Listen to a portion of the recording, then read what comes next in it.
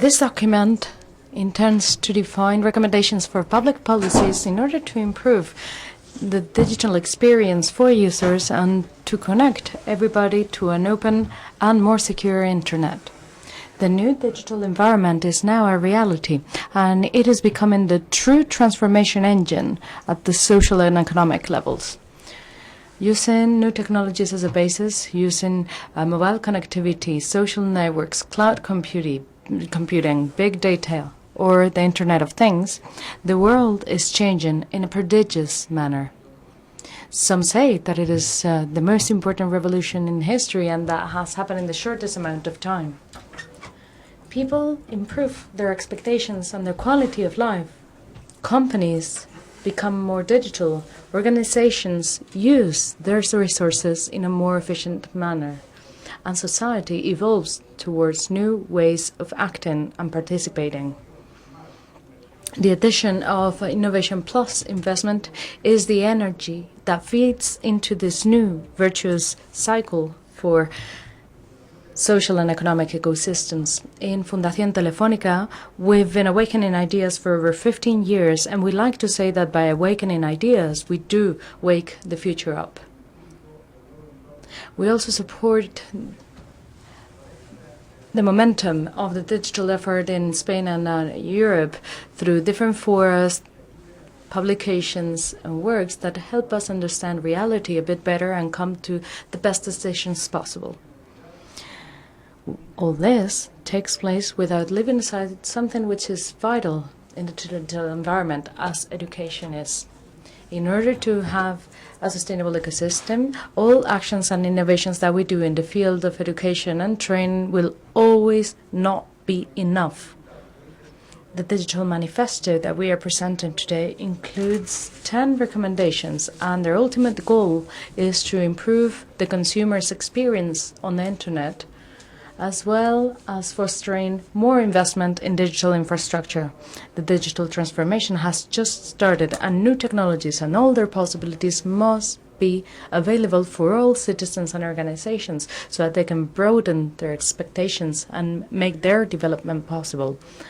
I'm sure that this presentation will be interesting for all of you and will enable you to get to know our efforts to push forward this transformation process and help everybody get in contact with the best part of technology and for them to enjoy a truly fascinating digital world. I would like now to give the floor to the General Director of Global Issues in Fundación Telefónica, Mr. Carlos López Blanco.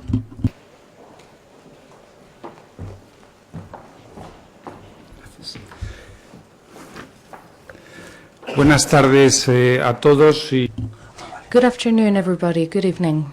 First and foremost, I would like to thank you all for attending this session, and I would like to welcome you to the Telefónica space.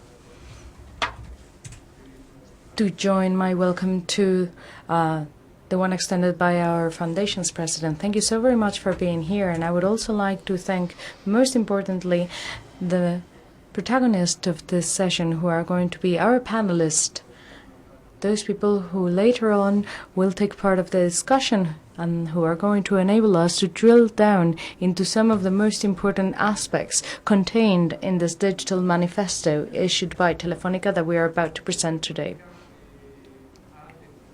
Why has Telefónica decided to put together this document and to present this manifesto? Mainly because we are witnessing a change in our reality. The telecommunications industry, as we knew it in the last few years and even decades, is long gone. It has ceased to exist a long time ago, and now we need to face a new reality.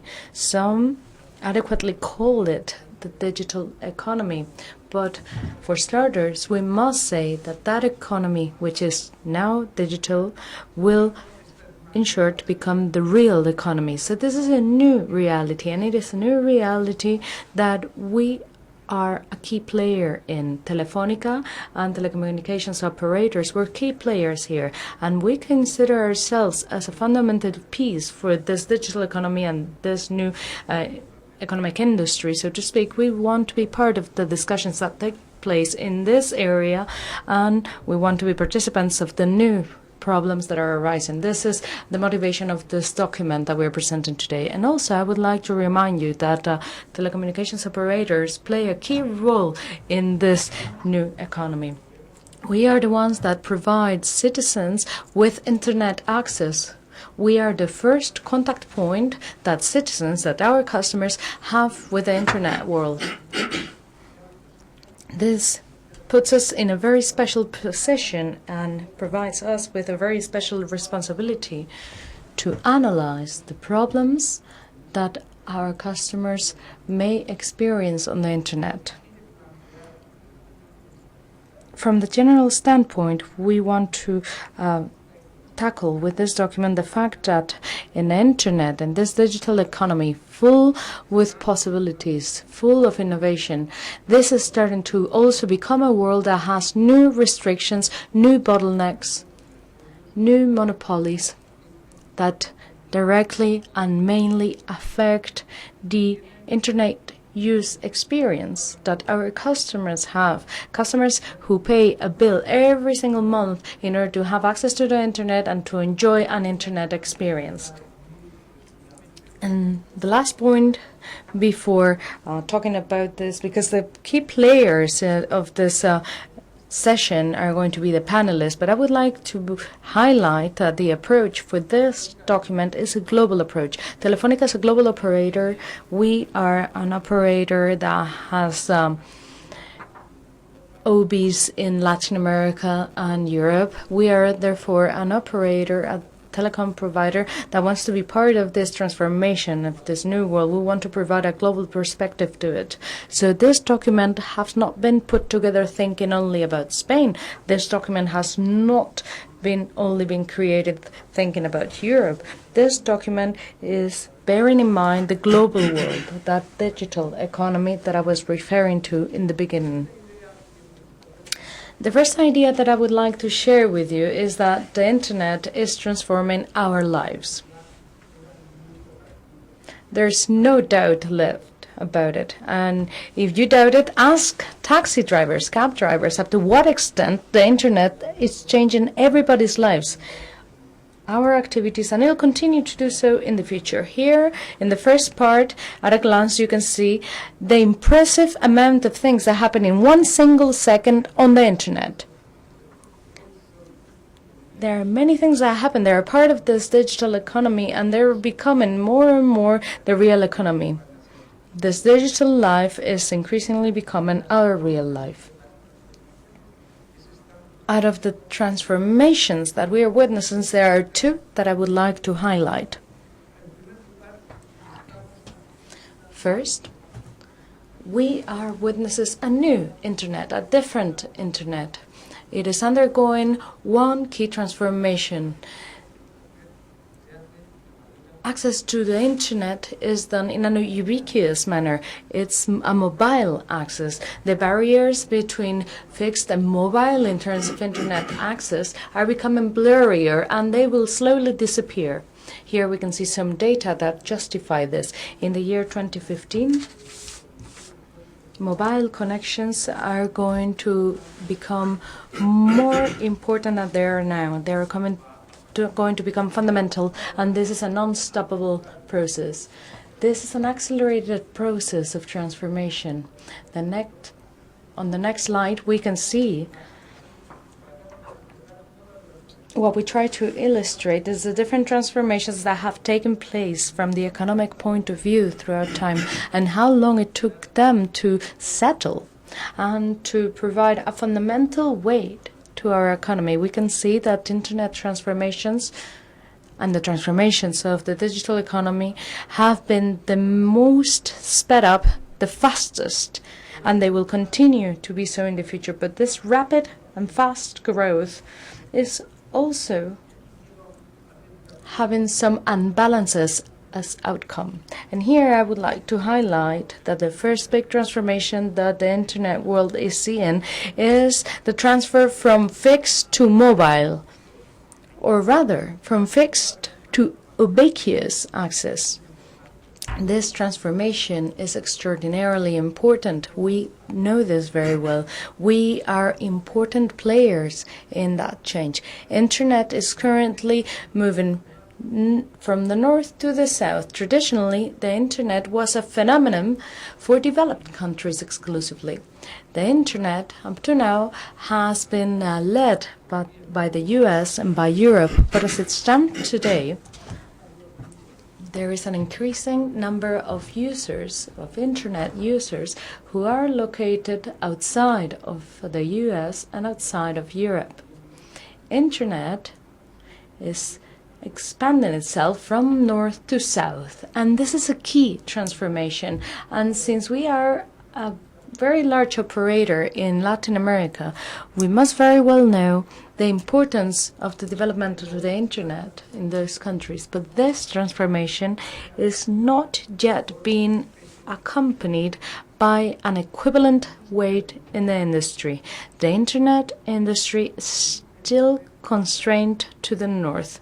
The largest corporations that have power over the Internet are still found on the north. The most important companies of the Nasdaq, the Internet companies, the largest of them, are essentially North American.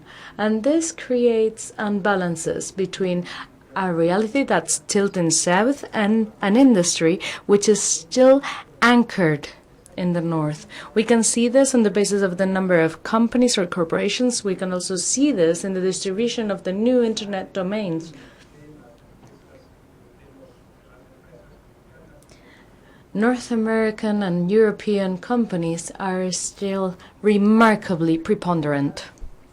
In this general context, what are the challenges that we need to face when talking about the Internet? Challenges that we intend to analyze with our document. There are three of them. First, accessibility. Secondly, the openness. And third, digital trust. We believe these three to be the largest challenges that we need to respond to in the telecommunications sector. The digital economy industry needs to respond to these challenges, and also governments and regulators need to bear these challenges in mind. And this document is intended for them too. The first challenge is accessibility. The challenges of accessibility is something that we are quite familiar with. This is the natural space for telecommunications operators. We have always made a great effort to provide access to users to the Internet. This is our key role, this is our great role and our primary role in the world of digital economy. We are here seeing that the challenge of accessibility mainly revolves around those least developed countries and Asian and Latin American countries. The challenge of accessibility is mainly found in the South.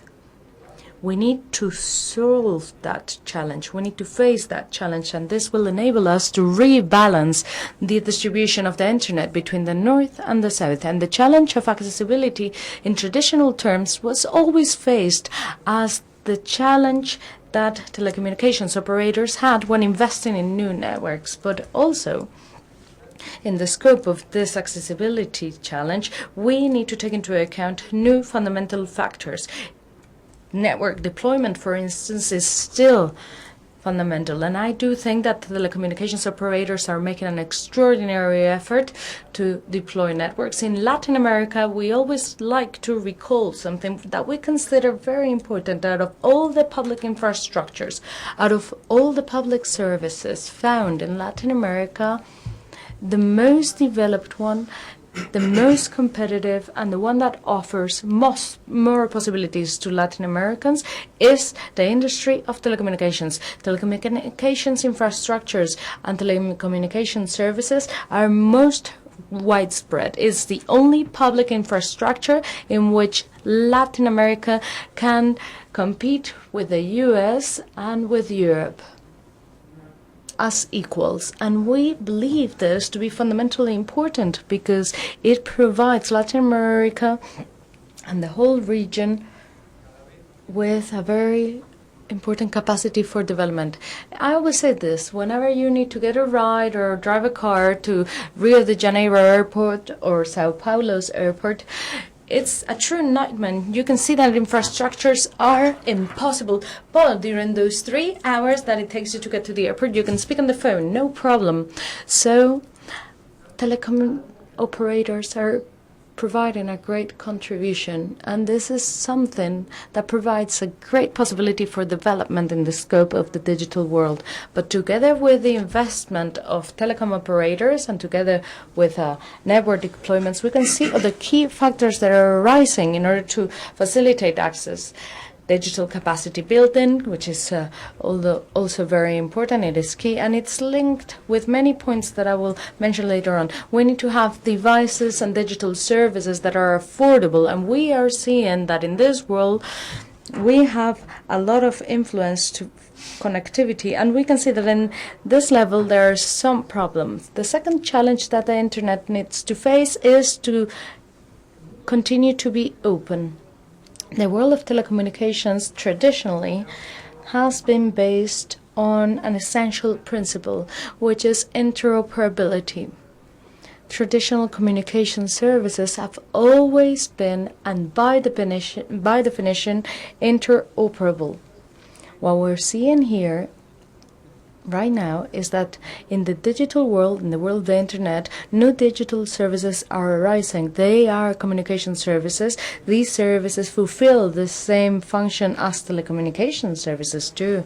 And in turn, they are not in that interoperability environment. They are not found in that environment. Everybody's entitled to develop their services as they will. And if they want to develop their services without them being interoperable, then that's fine. They are entitled to it. But when these services are in a market position that turn this lack of interoperability into a restriction, at the end of the day, it'll take its toll on users, and internet users will be that some services, some important services are not as developed or don't have as much functionality as they would require. And here you have some examples of this case. In line with this openness, we must mention something that's a special concern for us, which is the role of operating systems in the scope of mobility and the Internet. I was saying that today, and increasingly so, the normal way of accessing the Internet is mobile devices, tablets, and any instrument or tool that will enable us to access the Internet from anywhere. That's what our customers want, our users want it. In this world, what we're seeing, and it's an increasing concern, we can see that this area is dominated by two operating systems, and they have a market share which is 90% altogether. This makes our users experience, this makes those people in experiences, those people who pay bills every month to telecom operators, they can see that they are limited by this. They use one OS and they want to switch to another one, and they see that they are limited. There are many constraints. So one of the key intentions of this Digital Manifesto is to stand for a principle that we believe to be a central debate in the scope of the Internet. The need to guarantee the portability of digital life. That is to say, to enable our users, to enable our customers to use their smartphone, to access the Internet using the smartphone, using a certain operator system. We must enable them to switch to another phone that has a different operating system, and we must enable them to take their music, their data, their digital life with them. No one should say that this is not doable. No one should say that this is unprecedented. I do recall past times in which telecommunications operators were told that we had to guarantee number portability, and we did it. And right now, numbers are no restriction for our users. They're not a restriction for competitiveness. And we do think that whenever there are two operating systems that add up to a market share as the one that they have, this is the responsibility of the decision makers. Those that apply the right to competitiveness, they need to put on the table solutions that will enable users to not be trapped by their own operating systems and by their smartphones. Moving from one OS to another or from one device to another shouldn't be mission impossible or a torture or an extraordinary expense for our users. This is how we understood it. We understood it really well when we had to guarantee number portability. We believe that this is what shall happen now with the digital life. The third challenge, the third basic challenge of the internet for us is to generate digital trust. To generate digital trust has become and has been during the last years especially, has been one of the main discussions, not only on the internet world but also in general. And we have had phenomenons that are on everybody's minds, that have been on the news, that have highlighted that on the networks and in communications, the privacy and security are not always guaranteed as they should. Please let me tell you something, that the telco operators during 100 years have been the ones that have guaranteed the safety and the privacy of our customers, and things didn't happen. Like, for example, things that we are seeing now, these things that we are seeing now didn't happen in that moment. Three challenges. First of all, transparency. The engine that is behind this document. We think that we have a responsibility in understanding what are the problems of our users when they use the internet.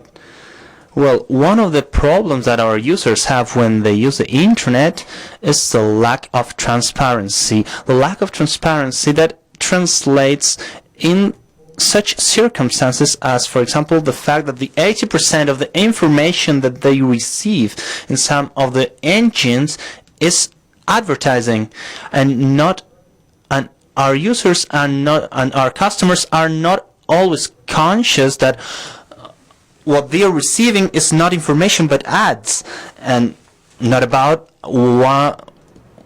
another important issue of transparency on the internet, like the problem of contractual conditions that we sign when we access to some internet services, and in that services we sign some conditions that most of users are not conscious about.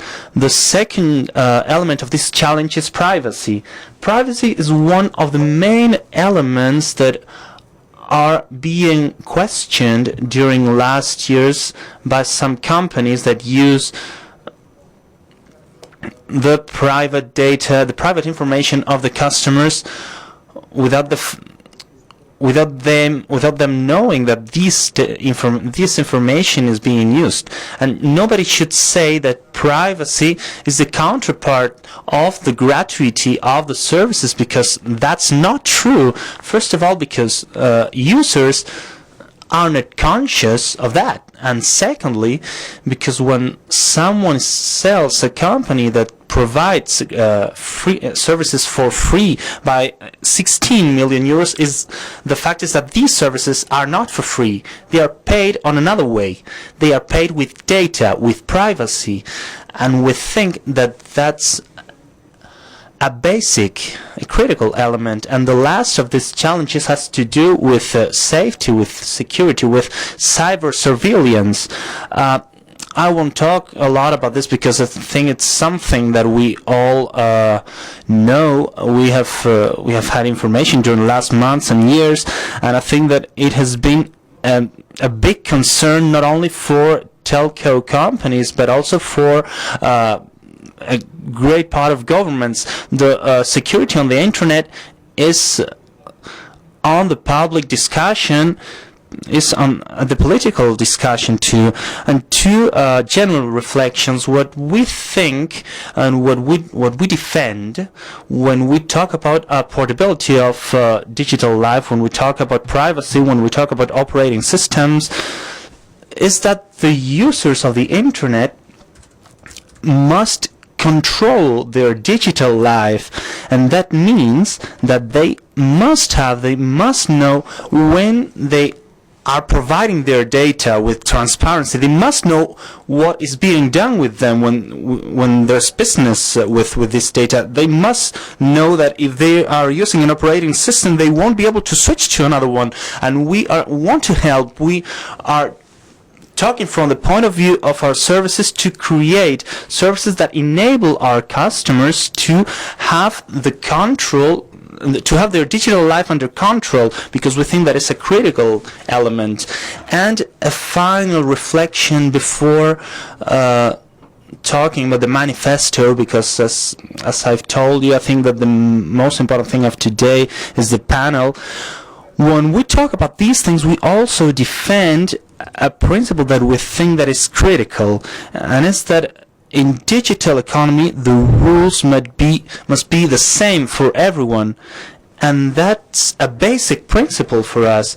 The fact that the same services have the same rules, and services that compete on the market compete with the same rules. And I want to say, because we are accused of that when we say this, that what we think is that we are not asking for more regulation for the others. We are asking for the same regulation for the same services, and we are asking for something that is very important, that is that the rules for everyone are applied to everyone, and the rules that protect consumers and users are applied to everyone.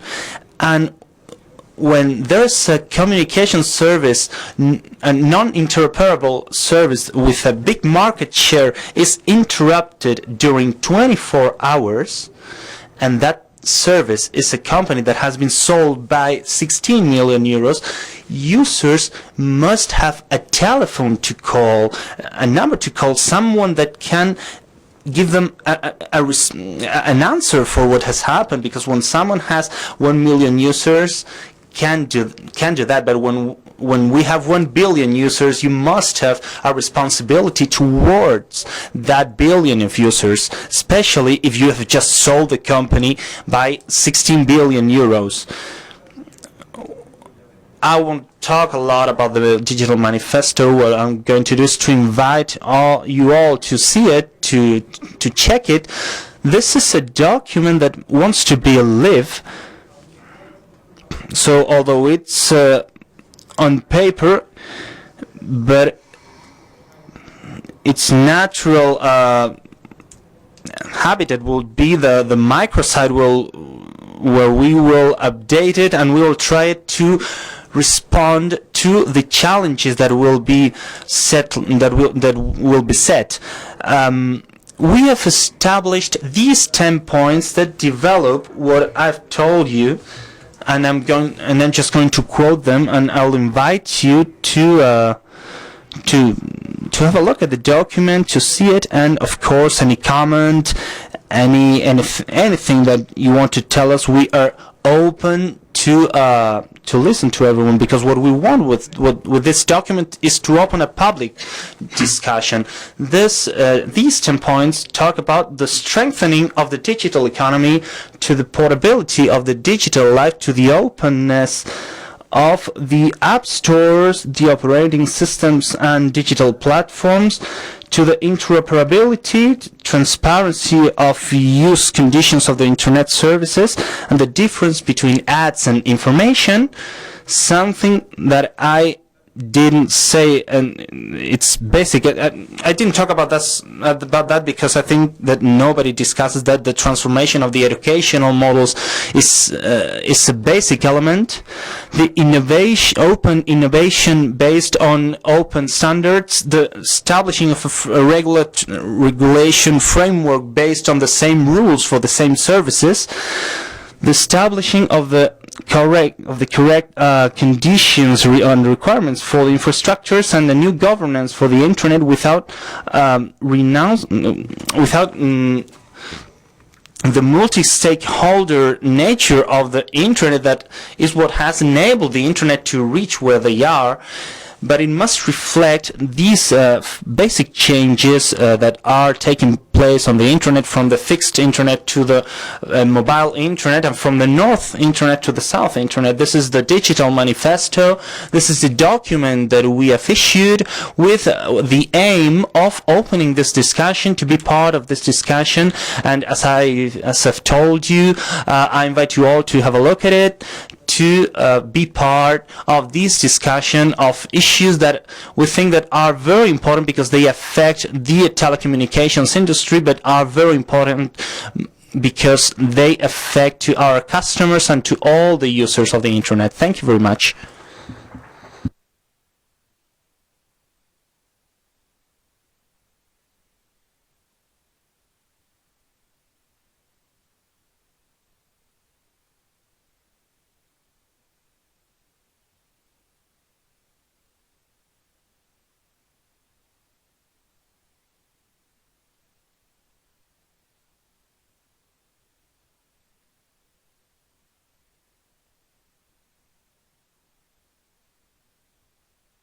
So we don't have sound in the booth, so we cannot interpret the video, sorry. ¿Por qué mis aplicaciones no funcionan en todos los dispositivos? ¿Te has parado a pensar? Have you started thinking that we still can change?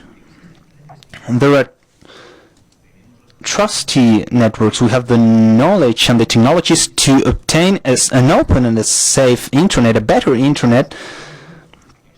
And we're working on that all around the world, because we think on open possibilities of technology. We can improve it among all. What do you think about it? This is our proposal.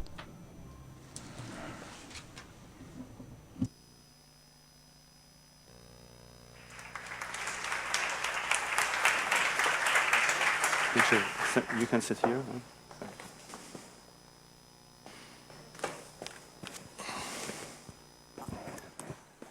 Hola, bienvenidos a todos.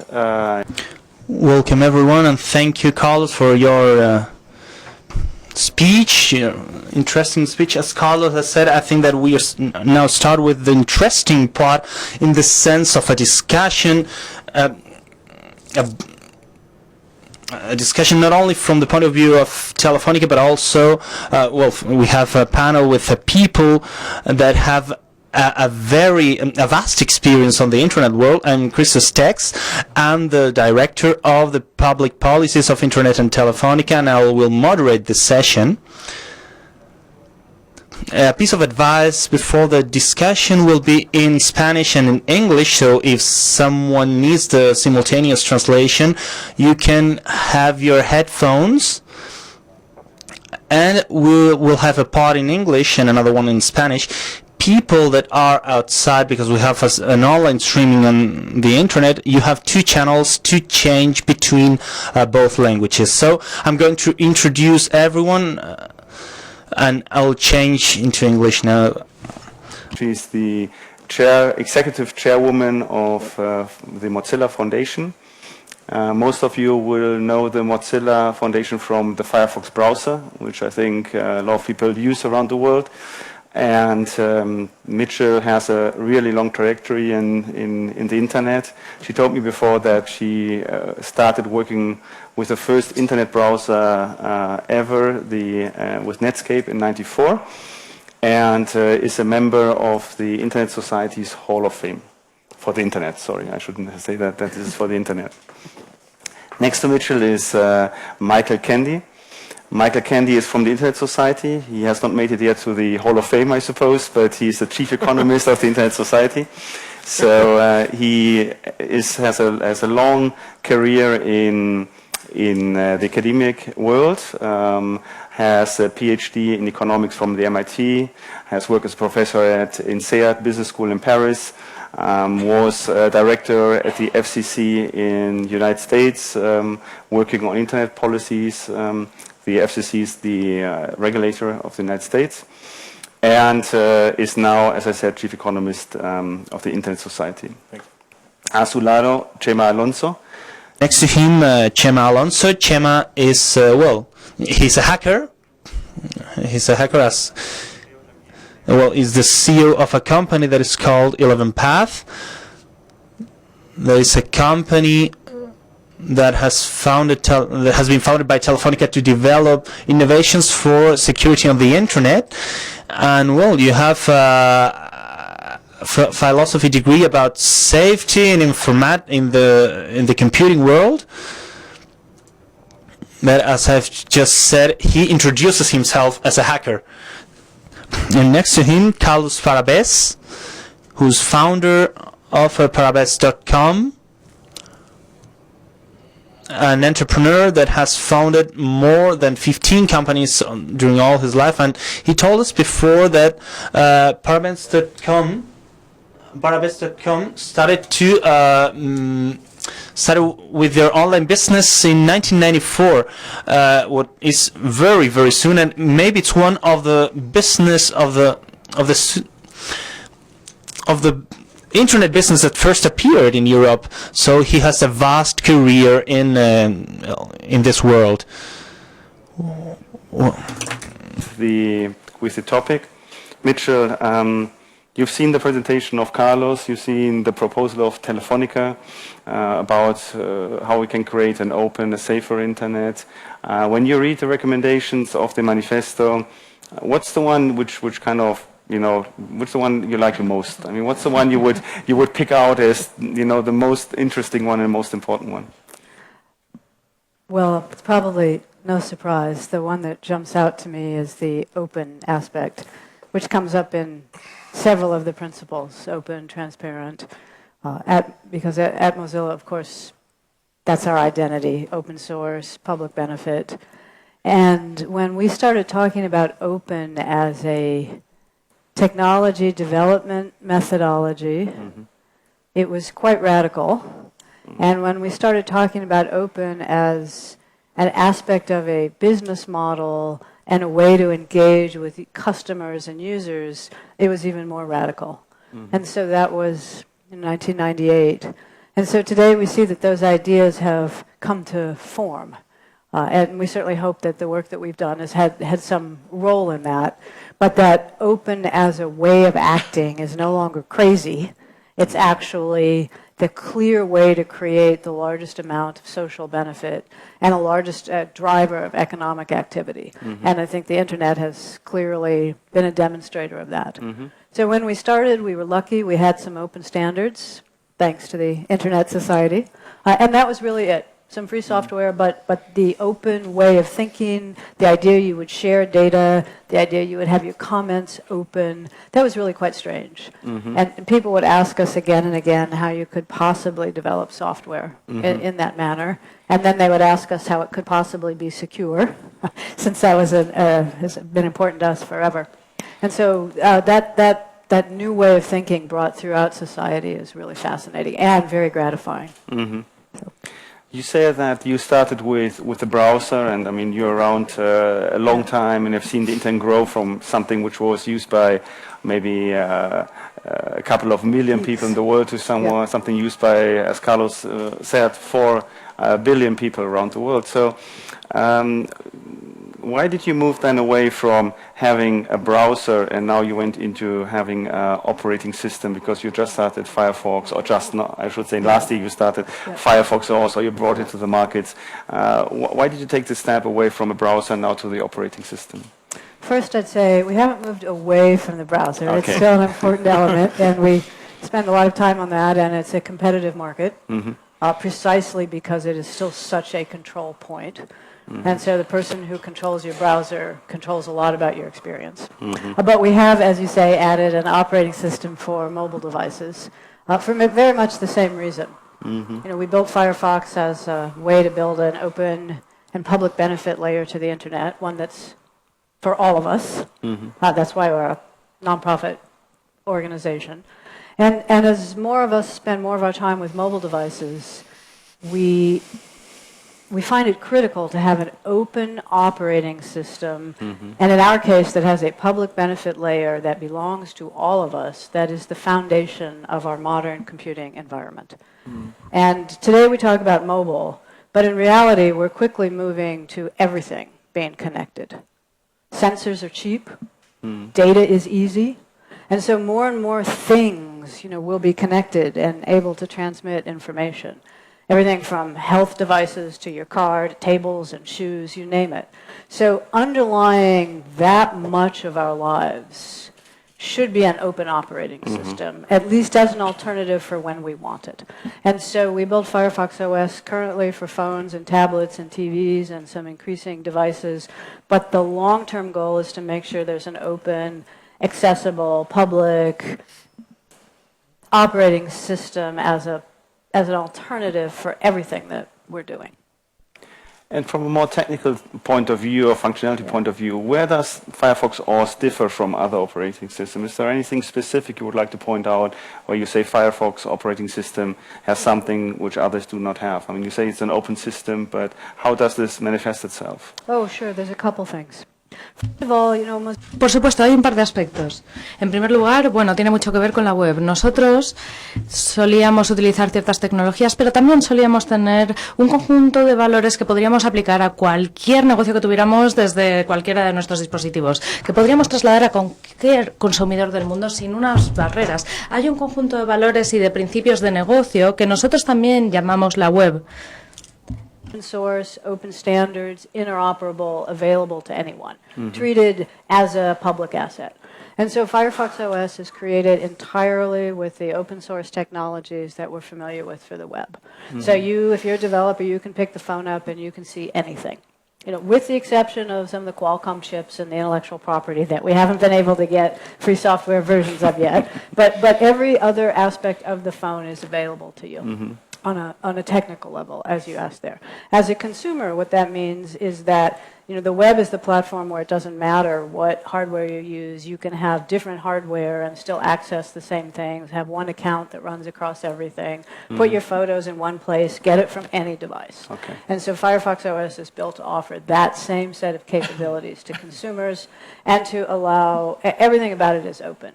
So there is a marketplace, like an app store, but in our world that's also open. If you want to make a specialized marketplace because you have expertise and want to curate a collection for particularly your locale or geographic area, you can do that. And we'll help you because it's all open source. And finally, we use a truly open development method where anyone who is interested either on the business side or the technical side can be engaged in what's actually developed. Not maybe you can see it later, but as a part of the development process.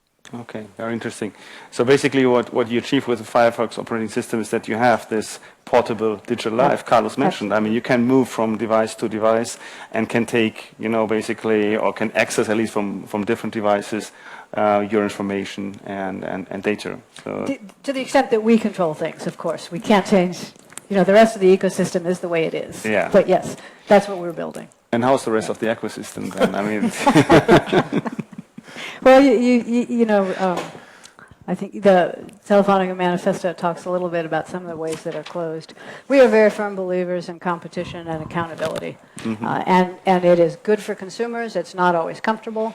I think it's no secret, maybe 3 years ago, longer now, I think when Chrome came out, right? Competition was good for us. Firefox is a much better browser today than it would be without competition. If you started from scratch and compared them all, each browser has some things that are a little bit better. So competition is not that much fun when someone decides to compete with you, but it is good all around.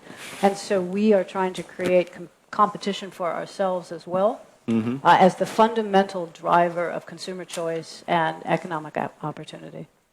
Okay.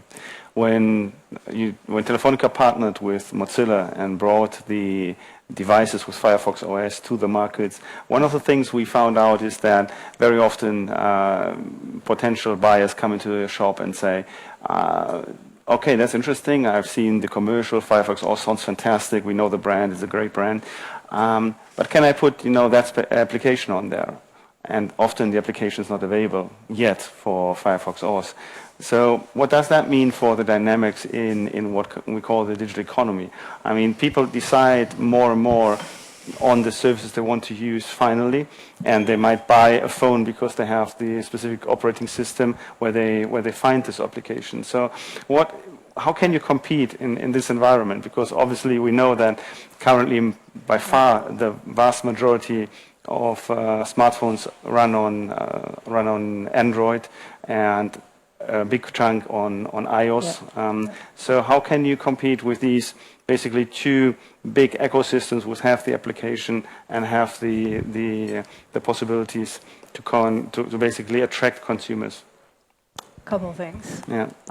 First of all, it's difficult. Right. This is the great drawback now, is that with the web, you could create one new thing. You could create a service, you could create an idea, and you could plug in at a horizontal layer to the ecosystem and compete based on what you were really good at. Today, in the new computing environment, you need to compete from the hardware, the chip, to the hardware, to the operating system, to the services, to the data, to the distribution, to the partners, up and down the stack. And so our sense is that Mozilla alone does not do that. That is the what we call the web, but that universal interoperable platform is the competitive option. And so what we've built is an instance of that. And so that's the way, but by bringing all of those developers and technologies into one competitive place. Now, it will be the case sometimes more and more apps are available anyway, and the web technology is moving in deeper and deeper into applications for mobile devices, but there are some that are very difficult, and that will continue to be challenging. We continue to work on them. Sometimes you get one that's odd, and that there's a reason for that business, and so that reflects not just a problem today, but a huge problem in the future. I mean, imagine if you're buying really major, anything from cars to health devices, based on what operating system or what services, but the hardware may not be good. But the hardware you need for your health device doesn't have the app that your doctor uses. So this is a bad direction over time for society. And so we continue to work on the particular apps, but in some cases there's challenges for sure. Okay. Thanks very much. Michael, would you agree that openness, that's the key issue for the internet? Yes, for sure. Well, first of all, thank you very much for the invitation here, and thanks everyone for coming out for this important debate. These are topics that are really forefront to the mission of the Internet Society. Our mission is to promote the open development and use of the Internet, and Mitchell already talked about our role in creating the open standards as the home of the IETF and our work in open standards. But as an economist, I'd like to talk a little bit about the economic benefits of an open internet. Now, we all think about the internet, that it's created this global marketplace. By early next year, there'll be 3 billion users. So for many, that's up to 3 billion customers. So this is huge international global marketplace. But I want to just focus a little bit also on how it enables innovation. And just start with a little story. We wrote and released a report earlier this year called the Global Internet Report, and came across this very nice story of an engineer in Togo in West Africa who came across or saw a demonstration for a 3D printer, a three-dimensional printer, and then was able to go on the internet, find some open source plans that he could download for free. He didn't have many resources, so he went to a crowdfunding site similar to Kickstarter, a European one, and raised over 4,000 euros to develop his 3D printer from complete strangers. And then, in order to save money, he looked around, and a lot of electronic waste, old computers and things are piling up in West Africa. A lot of it ours is being shipped there. So he used those parts and created a $100 3D printer using this money he'd raised online. And then he found out about a contest that NASA was running for a future Mars mission, and submitted his design for the 3D printer into that. So if you think about it, this engineer in Togo, none of this could have taken place without the internet. right? I mean, if you would have said 10 years ago, you'll be able to go online and raise 4,000 euros from complete strangers halfway around the world to develop something, it wouldn't have seemed feasible, but now it's happening regularly and sometimes a lot more than 4,000 euros. So many of the ingredients needed for innovation are now migrating online. You can get an education from MIT online, either videos or the course material are all available freely online. You can do your research, you can raise money, you can find employees. Through LinkedIn has over 300 million people and CVs effectively online. You can, if you don't have money to buy servers to run your service, you can go to a cloud computing company like Amazon Web and effectively rent the latest technology and scale it up with your business. You can find mentors. In Africa, Mara Mentor, there's a website that matches mentors with potential entrepreneurs to teach them about business. You can collaborate with people. So you can do almost everything online. So this is really opening up opportunities all over the world for people who couldn't have conceived of entering this global marketplace, not just as consumers, but as producers. And so that's obviously a great thing. But we have to keep in mind that even though the internet is a global platform, and wherever we go and plug in our computer, we don't need converters or power adapters to get onto the internet. Everyone's internet experience isn't the same yet. The access speeds vary significantly. Here in Western Europe, we can stream real-time video, even live TV. In some countries, it's barely possible to upgrade your Microsoft software. You have to launch it at midnight and hope that nothing stops it along the way. The internet's not always resilient, so it's hard to run a business if the power goes down or if the government cuts off the internet to stop some kind of online protest. There's filtering of content and applications. Content is not always available everywhere. It's not always in the right language. It's not always relevant. And of course, very significantly, it's not always affordable to everyone. In some countries, in a lot of Europe, it's the cost of broadband is less than or around 1% of average per capita income. In some African countries, it's 100% or 200-300% of average income. So just out of reach for everybody. So we're working a lot on this, trying to get the internet to everyone and trying to level it up so everyone has a good experience on it so that they can innovate and they can enjoy. And really I welcome the Digital Manifesto has some great pieces, and Telefónica has been doing a lot of work in Latin America to further that as well. Thanks very much. One of the issues you describe is, the possibilities how basically all across the world people can, with the help of the internet, create new companies and get into business.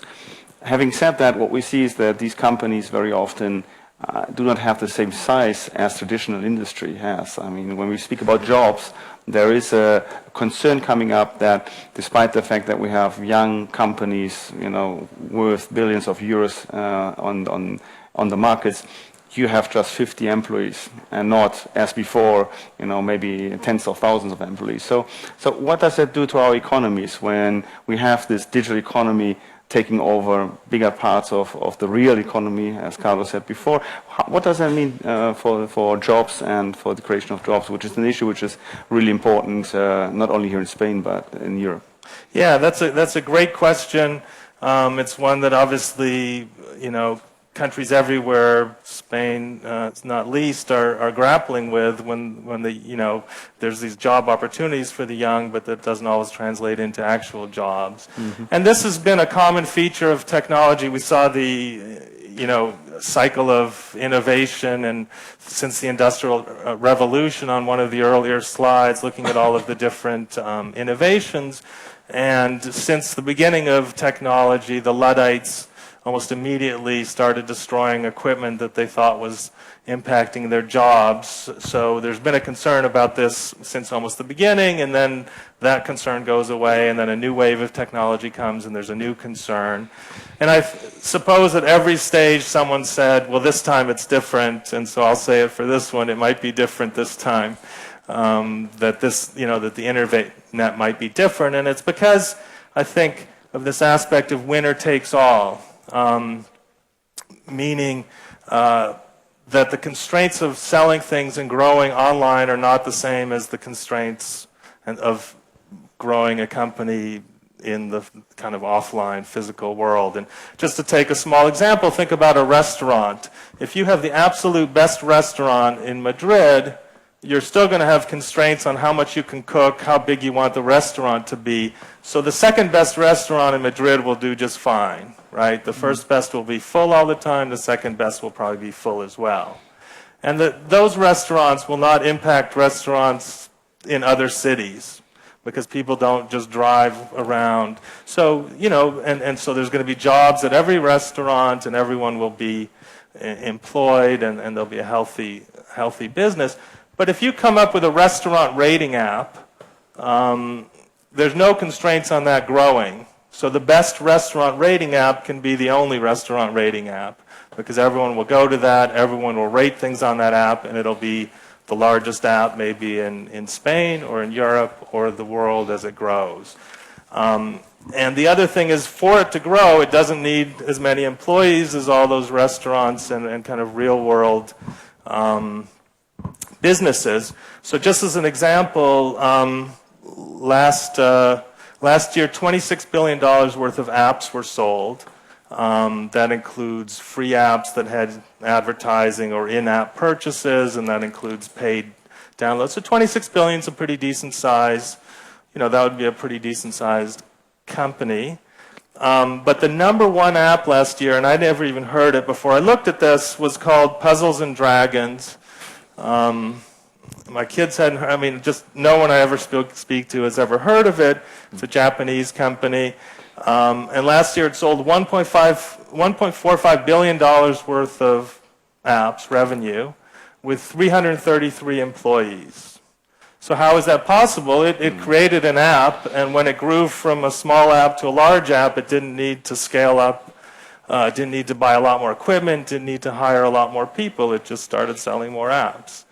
And so I think that, there's no simple answer for this. I think that, but governments have to keep this in mind. When someone says you need to promote an app economy in your country, they need to keep in mind that it's a lottery, right? It's not a guarantee that if you put in 6 weeks of work and create an app, you're going to get 6 weeks of revenue back.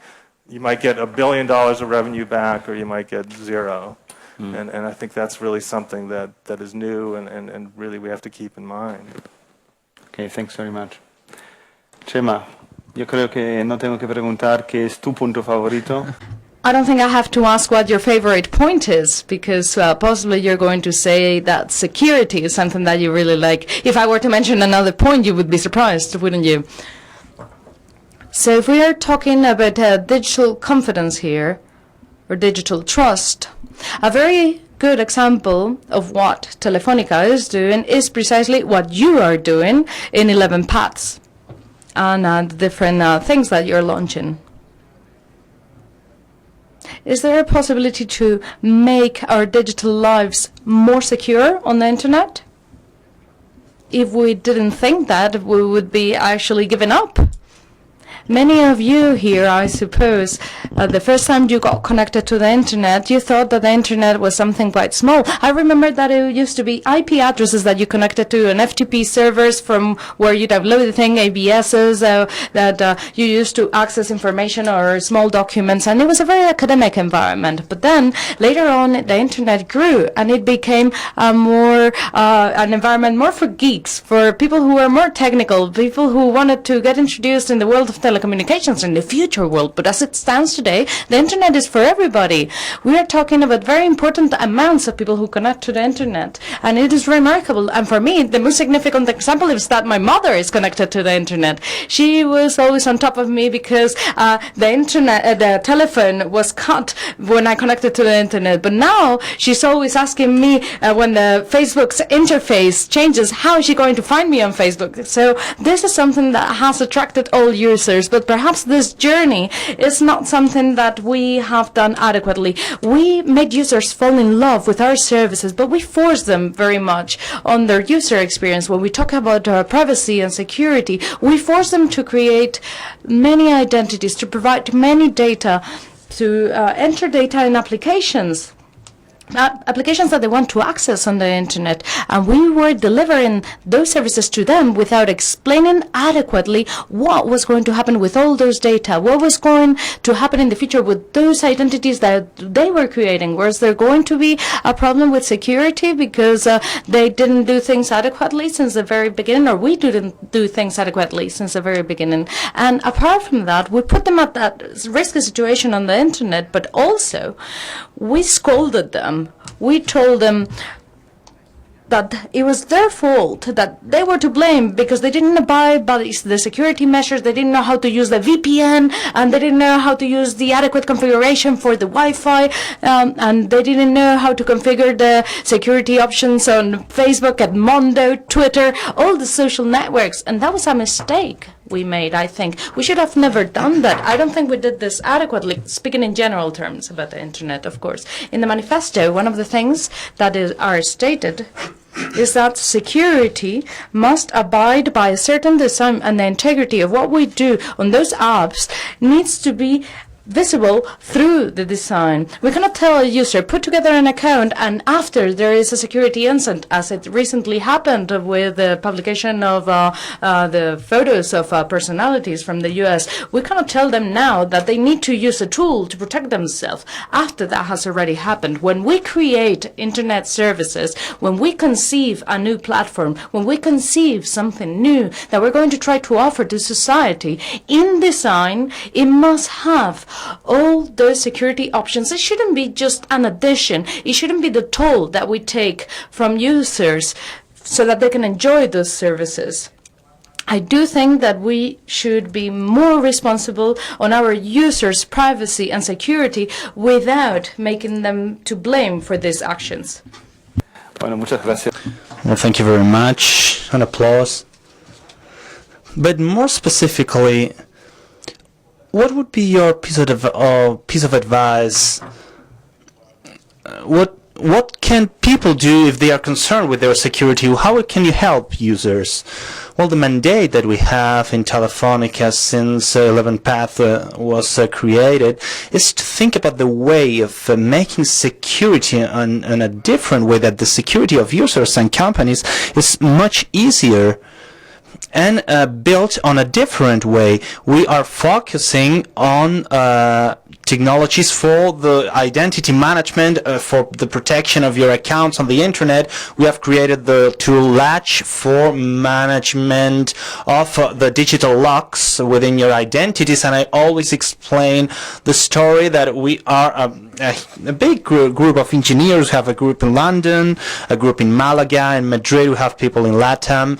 There are people, that very talented people in startups that come from the university, and we are most engineers, hackers, lovers of technology, and when we conceptualize the way of protecting our digital identities with Latch, we need around 1 month in having the concept test, using all the resources of the internet, the collaborative work, etc. In 1 month, we managed to have the technology working. Taking it to an end, to a simplicity end, so that it could be used by anyone by simply clicking on it or moving a lock, we needed more than 8 months of work. We wanted to know how to do it so that everybody could be safe with that technology, could be comfortable with that technology. We always put the analogy of Big Bang Theory. We say that we have created technology for Bolowich, although they only have the master for Sheldon, but we have not forgotten Penny. But we must remember Penny, and we should try that she can have a good experience in the internet. Well, Carlos, from your point of view, from someone that has created startups in the digital world, and that is quite successful indeed, what are your concerns for the next years? Well, that's a good question. First of all, thank you very much. It's a pleasure for me to be here. And basically, the combination of what's going to happen with the people, machines, and data all together, and this is the big issue of the moment. If people, machines, and data, we add a little bit of stress, it is what's happening now. A huge connectivity, accelerated connectivity that will be even bigger. And we add objects and businesses, we have the landscape that we are creating. And the landscape that we are creating, it's a landscape where networks are the kings. And these new kings create network economies. These networks are huge, are global, and other ones are local and very profound. And in this network games, we create layers, and among these layers there are relationships. And from the point of view of the new world towards we are going, it translates into the fact that the opportunities of people, that is what I'm most interested in, is that they can move easily from one layer to the other. From this point of view, people that must create those, that must fill those gaps, I think that are the entrepreneurs. So what I'm most interested in is that innovation can be open. The world is very accelerated. We create many things. We create things on a cumulative knowledge basis. We are doing more things and more things and more things. So at the end of the day, the big companies are leaving experimentation, the test of the new things, in hands of very interested people that are entrepreneurs. This takes us to a world where businesses and people are, well, they are really together because many businesses are created by people. For example, Airbnb, or many situations. And this mix, I think that will translate into a new regulation. So what I'm most interested in is that regulation enables that entrepreneurship can be free and possible. And from that point of view, I think that it will establish if the territory is viable or not. I don't know if I've explained myself. Well, if you, for example, put on the shoes of someone that is starting a business or a startup, you've talked about app stores and these issues, the platforms that maybe are not open. Is that a concern? What are the important issues for a young entrepreneur that wants to generate his or her business, as we have heard from Michael, for example? Well, what are the constraints? Well, they want to be rich very, very fast, so that's a problem. They really don't realize that their main concern should be that they have defined the game field. There are two platforms on which they can create a company.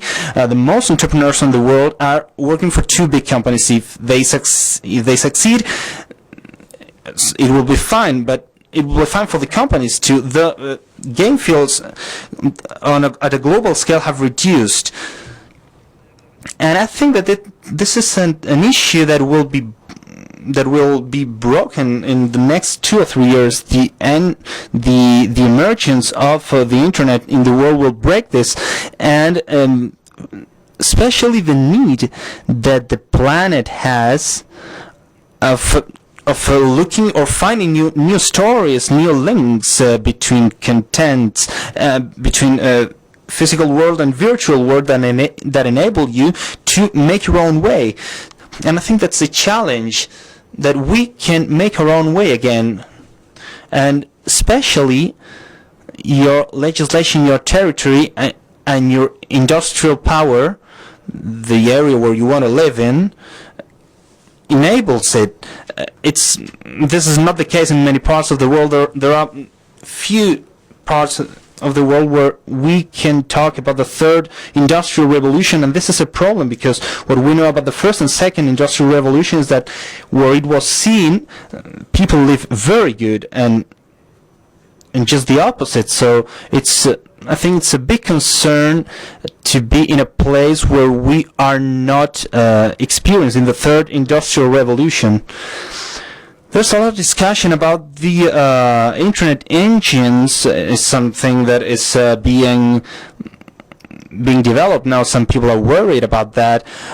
What's your view about the engines from the point of view of someone that is developing an online business with success?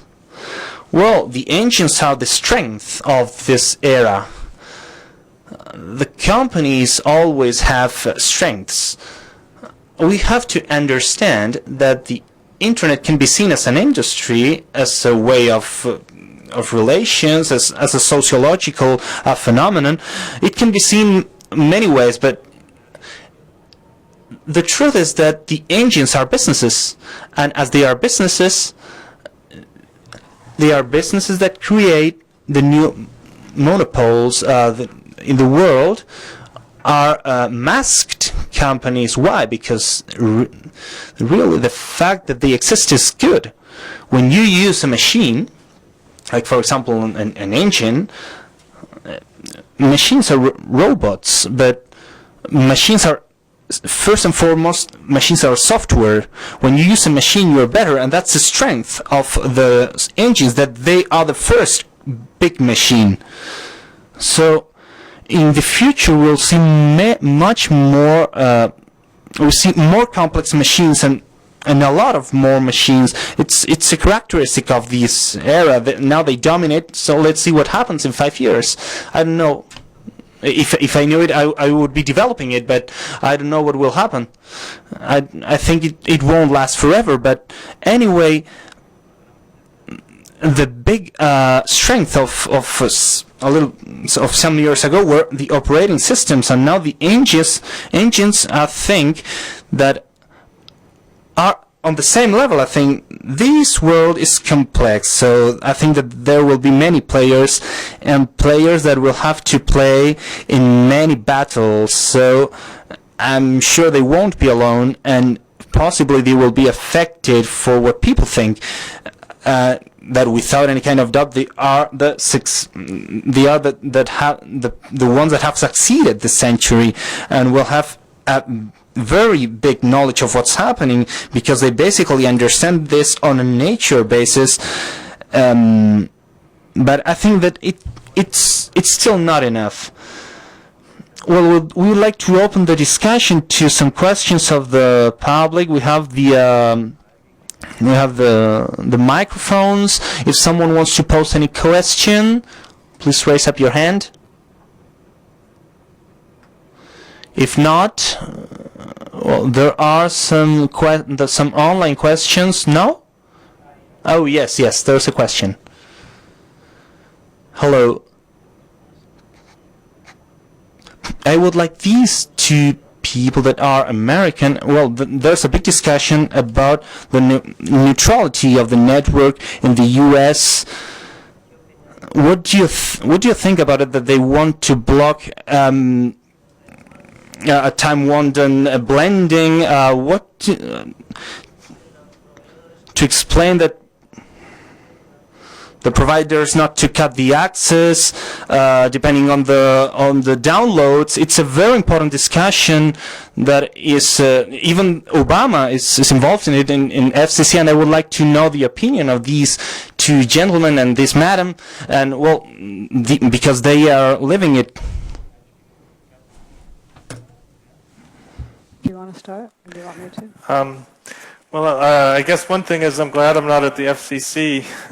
They got something like 4 million comments from people about the net neutrality issue, and I'm sure that they're supposed to respond to every comment, so I think they're going to be very busy. I couldn't quite catch all of the questions, so I'll just talk in general terms about the view of net neutrality. I mean, I think there's 3 situations that can arise. One is when there's congestion, operators can use traffic management to smooth out the congestion. I don't think anyone really has a problem with that if it's done fairly, because we all benefit from it. That over a shared cable or mobile network, we don't want one person to take up all the bandwidth.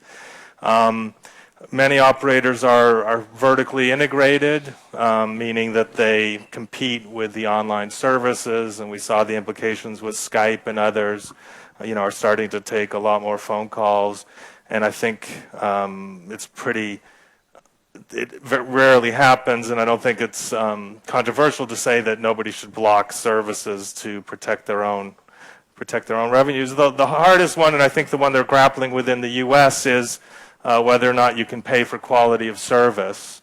And I think we're all grappling with the implications of that, and how, and really the details would matter a lot, because in some degrees that would allow others to pay for the network, right? Not just the user, but the content provider. But if it's done discriminatorily and not everyone can get access, or small companies can't provide services, then I think that's the problem. But that's really the details, and that they're really, I think, grappling with.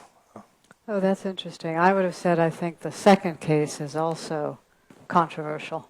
Oh, really? And yeah, under discussion. The question, the degree to which the business of providing access and the content piece needs to be separated. I don't actually think that's settled in the U.S. Maybe you know more than I do, but I think that piece is still really up for grabs. Okay. And the degree to which the internet becomes cable TV, to use the U.S. analogy. So I think that's still a pretty wild fight ahead of us. So I hope you're right, and I'm wrong. Part of it is protecting the status quo, which is a common and sometimes very rational and carefully thought out regulatory process, because the status quo has jobs. We see this with copyright protection, where much of the dangerous legislation, ACTA here and SOPA PIPA, they come about protecting an existing industry from the disruption that's happening. And so some societies are really interested in the status quo and very, very, very focused on not losing existing jobs, or the people who have the resources to lobby are very effective. And so it takes a very conscious effort to legislate for innovation and to legislate for opportunity. And I think that's why these conversations are so important, because you don't have one big player for whom we can say, I will innovate. So to me, there's the aspect you mentioned, but also this question of status quo and how much power do the existing players have, and who is speaking on behalf of innovation, of the companies that haven't started yet. So again, it's great event. Thank you. Thank you very much. Muy bien, ¿alguien más? No. Well, anybody else? Is there any other question yet? The last row. Oh yeah, sorry. Yeah, here in the front. Here at the front.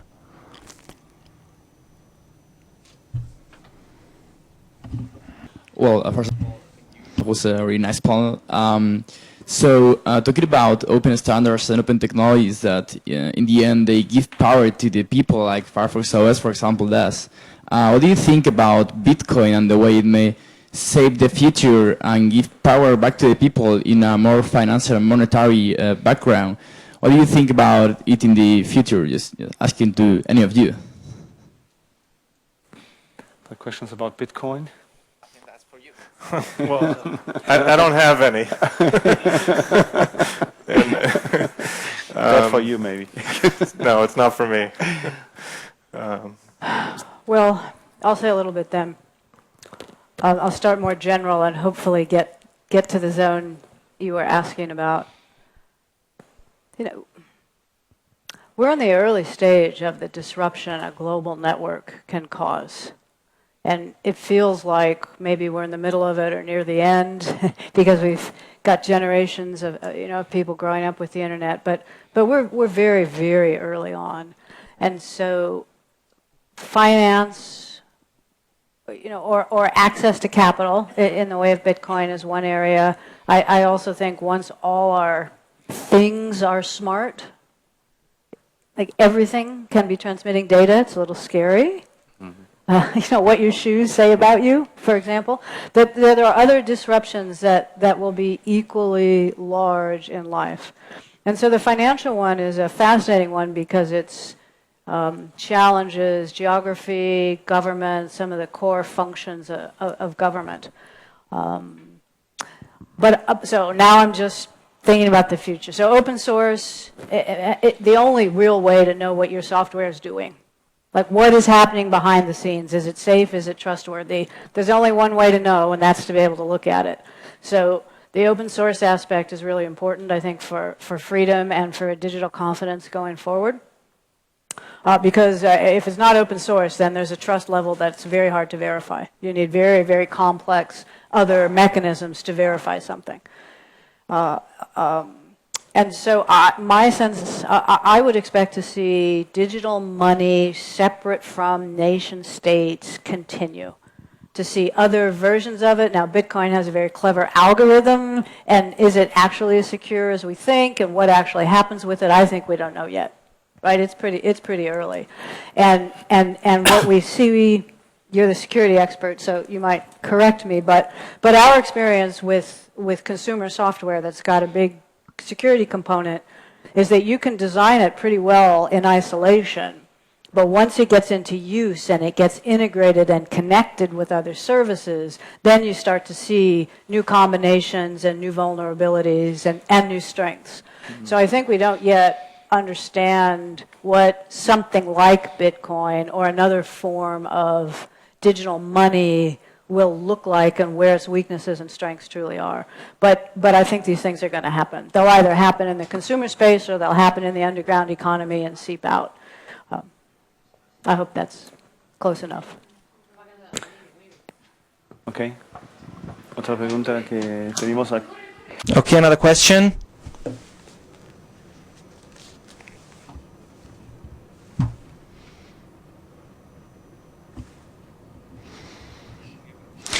Yeah, I'd like to ask everyone, but especially Carlos, what recommendations would the regulator provide when we generate, after an innovation, a disruptive market? And more specifically, the difficulties that we find to find a disruptive market, like, for example, in the tourism sector, what hotels are suffering. For example, the specific example could be the community of Madrid that has issued a decree that doesn't allow people to rent, for example, a flat for less than 5 days. So what would be the recommendations of the regulator with a pressure that must defend some employments, some costs to obtain licenses, like, for example, Uber, and at the same time the need of assisting the consumer and to see new improvements? What would be your recommendations?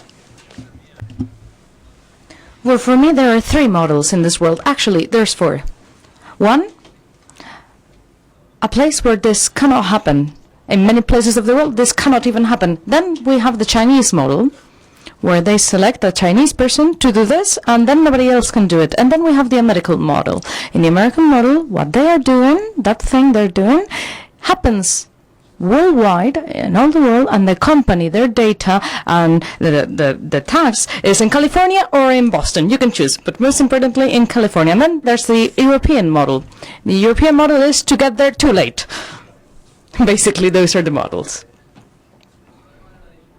So I think the problem with disruption is not something transitory. This is going to happen. It's going to happen, and it's going to escalate more and more. And disruption can lead to bankruptcy for a company or for an industry. So either you lead the new sector or the new industry, or you stand there and to stand up for the old sector or industry. I don't think anyone stood for the wood fortress, and because finally those fortresses were burned. We are acquainted with this world enough to know that we shouldn't be suicidal. There are ways forward, there are models to go forward so that we can do a reasonable translation, transformation for the new model. So these are global models. And because they're global, they're going to happen. You can lead them or somebody else can lead them. But the issue is, where are the taxes going to be paid? This is an important question. In the Internet of Things, what's really happening is the industry. And industry is really work positions. And when we think about the industry, we shouldn't be thinking about a factory. We should be thinking about a girl or a boy who has a computer, who's designing something, conceiving something, creating a model. And this new industry won't probably be a focus in all the different places of the world, precisely because it's not necessary for that industry to be found in all places of the world. So the battle is over job positions, but job positions that will be available in 2030, not for the job positions that we have today, that will be non-existent then in 2030. If we analyze the job positions of the last few years, for instance, the job positions that they had before the crisis in the US are completely different from the ones that are being currently created. The job positions that are really worth it to be true.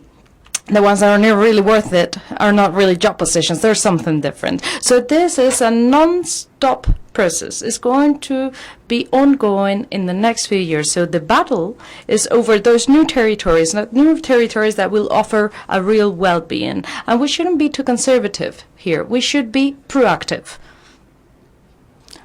We need to tread lightly, I'd say, and I think we need to seek common consensus. But looking back is not a really good advice if you take into account the speed at which innovation happens nowadays. You should try to push those people who are left behind and push them forward. Michael, would you like to add something? So I think this is the translation I'm having a bit of trouble following, but I think that this is a similar question in some sense to the Bitcoin, that that the internet allows disintermediation, that you can take away the traditional middleman, middle company, and go straight from a seller to a buyer, or create a new currency. And in all these cases, you run against incumbents, in traditional people that have an economic stake in it. And in a lot of countries, there have been reactions to the taxis, to the hotels. And we saw it in the Digital Manifesto, right? The idea that everyone should be regulated the same, that if you're offering a voice service over the internet or over these cables, you should all be treated the same. And so I think that eventually the fight will boil down to that notion of what is the, how can everyone be treated equally? It's going to take more years in some areas than others, but I think really it has to kind of steady out that there is going to be a car rental service. Some of it will be private people, some will be taxis. They can charge different amounts, but everyone's going to have to figure out what are the basic regulations and that they'll learn to live with. And in some cases, these car rental services, when you get a taxi, you can't get a rating for the driver you can with a car service. So I think people are really going to choose the one that's best for them. But it's going to take years in some cases, and we haven't seen the real reaction to Bitcoins yet because they haven't started to really threaten the status quo. Okay, thank you. Any other question from... sorry. Muchas gracias. Thank you very much. I have a question for any of the panelists. It has to do with digital trust and new technologies, because apparently the internet is making them evolve, and I am talking about encryption specifically here. Encryption is going to protect internet users further, and it does seem to be positive. But on the other hand, when encryption is used by large corporations, can create individual tunnels that will exclude or will prevent some people, other players actually, from data protection. Those players will need to confront those operators. So in this context, what is the trade-off? Because, Chema, you may have a stance, and I think Firefox can be something that can be a contribution to this. Because how can we promote digital trust? How can we promote this new technology for security? Chema, would you like to start? Encryption, from the point of view of security, something that has always been regarded as a positive point. We do think that encrypted communications prevent or help to prevent any type of attack. The security systems that we develop and the different technologies that we put together, both in our level for security system and the ones that we deliver to Telefónica, try to provide that encryption layer. So we must say that encryption helps to guarantee communications privacy. On the other hand, there's a big discussion. Who shall be the guarantor of the safety of users?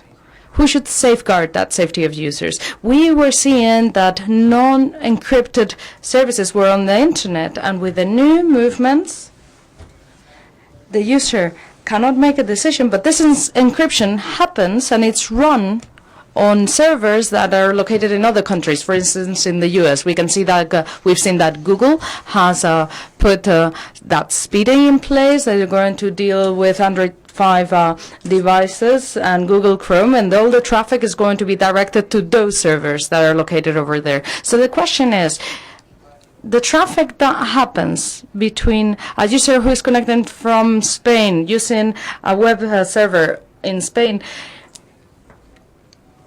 they will have a certain security configuration on Android, or will Google Chrome's navigator browser send that traffic through their servers? Should they safeguard the user's privacy? Should they be entitled to determine the security configuration that the user shall have? Or should it be the countries or the operators or whoever the user chooses as a guarantor for their own security? So we should reflect on this topic, I think, and users should at least be aware of whom they're choosing as the guarantor of their privacy. We must explain to users that only by using a new Chrome version or the new Android OS that they're going to install, they are already choosing them as the guarantor for their safety. They're choosing an American company, and perhaps that's not really what they want. They should know this.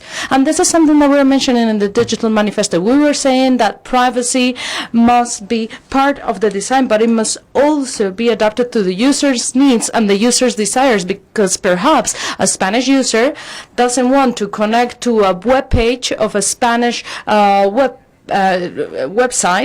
and for this traffic to be directed to America so that those servers guarantee their safety.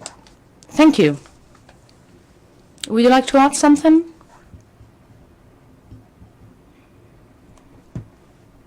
It's interesting. This may reflect, I am American. I think that issue might exist wherever the servers are. Like the issue of who's guaranteeing, even if the servers stay here. Yeah. Right. So I would agree, except maybe my own background, the geography isn't such a determining piece. Maybe because I live in the United States and I still have all the same issues. Right. So encryption, bunch of things about encryption. There are some places where you can integrate encryption pretty easily. When encryption requires user interaction, it turns out to be very complex sometimes. And we've struggled with that since the early 90s, like in the products that I've been working on. How do you actually help people make the trade-off between privacy and convenience? And how do you help people remember they made that trade-off when something doesn't work or doesn't work well? That's really one of the hardest questions with privacy and security. You know, the basic reason Mozilla exists is I think you need to have an alternative product that's doing different things. Right? It's hard to make a choice if you don't actually have competition. So to answer that question of who guarantees and when can people actually pick, you have to have a competitive setting. Once again, which is why we went into this whole mobile stack, is so that we can provide some competitive options. So encryption is one answer, but it doesn't solve the problem of where your data goes. It's great if it's encrypted on the way so nobody else is looking at it, but if it ends up all in a spot that people can access once it gets there, you have that problem as well. So we continue to try and figure out how do we build products that have encryption that users can understand. But of course, we're not a giant service operator, so we have some very early, accounts-based systems where your control of your data is really the key. But those are ways coming before they get into the really massive consumer space. So I hope that's helpful. Okay. Muchas gracias. Creo que hemos llegado al final del tiempo. Thank you very much. I think we ran out of time. I'm not going to try to summarize everything that we said because there are many interesting issues that have been raised, but I do think that there are endless possibilities in the digital world. This has been made clear. As Carlos said, this is an unstoppable development. This is going to happen no matter what, but we will require more discussions like this one, and we will require further debate regarding the values that we want to embed in this new digital world. What are the rules of the game? How can we get to a fair approach for everyone? How can we, of course, protect the integrity and the security of users and at the same time provide innovative services that are as powerful as we can with this digital environment? Having said this, we encourage you to drink a Spanish wine with us. That sounds beautiful in Spanish, by the way. I hope you enjoyed the discussion, and thank you so much for your participation.